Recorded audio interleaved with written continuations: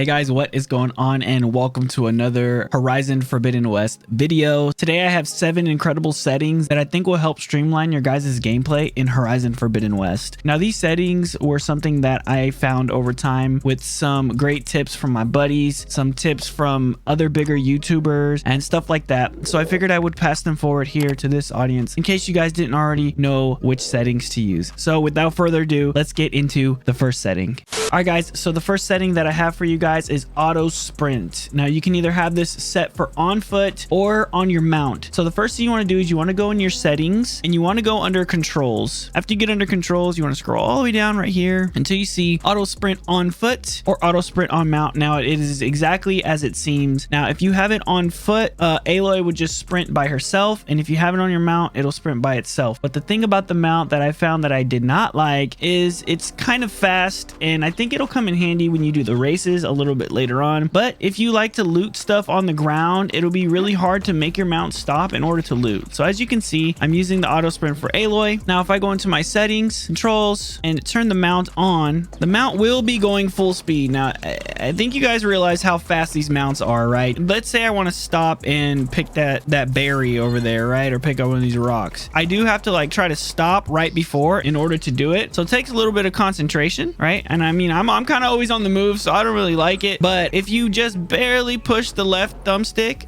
it will go a little bit slower. So I guess it just depends on what you like. Do you like tapping X or do you like just auto sprinting? So now the next setting that I have for you guys that I think is just absolutely incredible that my buddy actually told me about is weapon quick swap. So what you want to do is you go under settings, go under controls, and scroll down to right here, weapon quick swap. So basically what that means, as you can see, is if you tap L1, you will actually go back and forth between your last chosen weapon. So if I have my hunter bow and then I have my thunder sling, let's say I want to shoot a thunder sling and switch back to my regular bow, all I have to do is hit L1 and it just swaps between the two. Now as you can see here, it says that you can tap square in the weapon wheel in order to actually lock or unlock selected weapons and ammo as a quick swap target. So if you want to target a specific weapon, all you have to do is go to it, tap square on it, and you see that little dot that comes up, that will be the weapon that it swaps to no matter what. So if I pull out this weapon right here, my tripcaster, and then if I pull out my frost, instead of going back to the tripcaster, it will actually go to my arrow. So if you want to lock in that one as your basic, you switch back your primary, then you can go ahead and hit square while you have this menu up right here.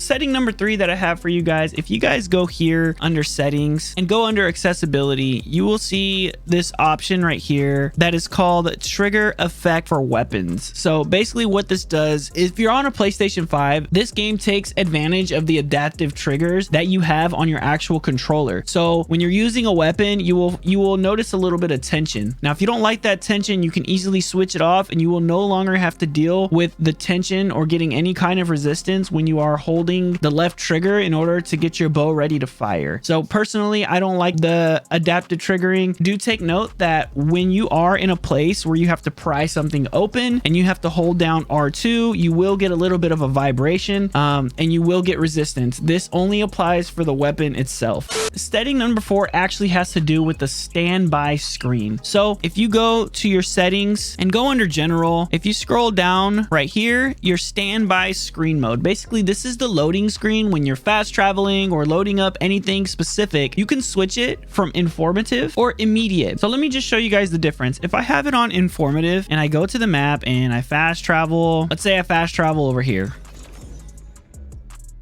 I'll get this tip on the screen and it gives me, you know, a bunch of words, a bunch of good solid tips if you're new to this game, but it stays on your screen until you hit X, as you can see at the bottom of the screen. Now, after I hit X, then it finally loads up the game. However, if you have this set to immediate, it will no longer wait for you to hit X. It'll just load immediately. And if you're on the PlayStation 5, this will actually be very, very fast. So let's go back over here and travel to this one. And as you can see, it will bring up a little screen, but it's gone almost immediately. And there's no pushing X to continue quicker gameplay. You're just trying to get from A to B without worrying about hitting X. That's a great option for you.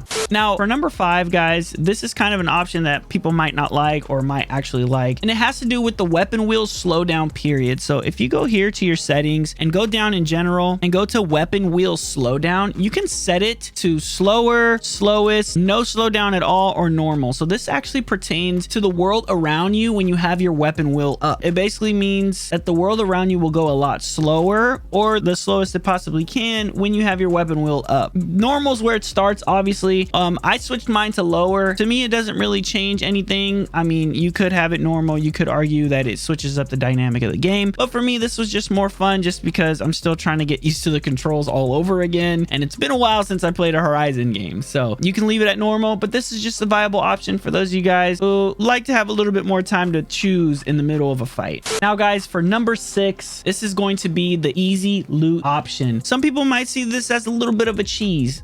So I just want to show this to you guys as an option. This can only be attained under custom difficulty. So as you can see, I still have hard. I still have enemy health set to hard mode. The only thing that I changed is easy loot. So basically what this means is that no matter which way that you kill an enemy, once you loot their body, you will acquire all their parts. Typically, if you blow it up, you don't take the parts off by a piercing arrow or something like that, you will not get the parts. However, if you have easy loot on, you will get all the parts. So if you're a looter and you're just grinding, you're trying to, you know, get enough materials to upgrade your weapons or your pouches and stuff like that, this is a very viable option that helps out tremendously if you are trying to get that stuff. Now, guys, lastly, these settings have to do with the visuals themselves. So there's going to be a few options in here that I think people might find a little bit interesting. The first option, guys, that I didn't even know about, if you go under settings and go in general, all the way at the bottom, you have the option to turn off Aloy's helmet or turn it back on. So you're tired of looking at this thing covering up our amazing Aloy's face, all you have to do, go in your settings, go under general and hit off. And so now, no matter what outfit she's wearing, she won't have a helmet covering her head or her hair or anything like that. I'm so glad they added this option. Initially, I didn't see it because it was all the way at the bottom. Another option that people might not like, but I still think it's very helpful. If you go under visuals and go down to climbing annotations, you will see that I have it on, and it is exactly what it sounds like. Your climbing annotations are always on. So as you guys can see right here, you don't have to go around scanning to see what you can climb on. It will always be on just like this. Now, it does take a little bit from the immersion of it, but I like to know where I can climb at all times because, as you guys know from playing this game, not every place is climbable, even if you think that it might be. So I always have these on, and it is incredibly helpful, so I can go literally anywhere I want and not even worry about being lost or being confused about where I can and can't climb. Next, guys, this is directly with the visuals themselves. I do have it on favor resolution, and I turn motion blur off. So the motion blur along with favored resolution makes this game look absolutely beautiful. So if you do have a PlayStation 5, I suggest using these specific settings because it does make everything around you look crazy. The cutscenes look amazing and everything is very sharp, and it helps you spot enemies a lot easier. All right, guys, lastly, something extra that I wanted to kind of throw in here for anybody that made it this far. I found this specific tip to be very, very useful and helpful to me. And know that this only works if you have auto sprint on foot turned on. What I did is I went into my settings and I went to controls and I changed my button layout. So if you go under controls and you hit square to edit preset, right here in the second option, you see I changed my crouch and my slide button to the L3 button instead of square. So now when I'm running around, since it is on auto sprint, all I have to do is push L3 in order for Aloy to just start sliding. And if I push L3 again, she'll stand up from the slide. Now, when I'm standing still, if I hit L3, I will crouch. The thing about this is when you're sliding and you roll out of it, Aloy will still be crouching. Now, if you're sliding and you hit L3 again, she will sprint shortly and then slide again. It's kind of like an endless little thing. I don't know if it was meant to be like this, but since auto sprint is on, when you tap it again, she just kind of does the same motion. But for me, I found this to be incredibly useful because I don't want to take my thumb off of my aiming thumbstick. I want to leave it there as much as possible. In order to slide, which I do kind of use a lot, instead of hitting square, all I'm using setting is L3. So that's a little extra tip that I wanted to throw in there. Guys, let me know what you guys think about the settings. Is it something that you already use? Is it something that actually helped you and you weren't aware of before? And if you do end up using these, let me know how it goes. I hope this video is helpful to a lot of you guys. If you like this video, please be sure to leave a like down below and subscribe if you're not already subscribed. If not, it's all good. We love y'all anyway. I will catch you guys on the next video. Peace.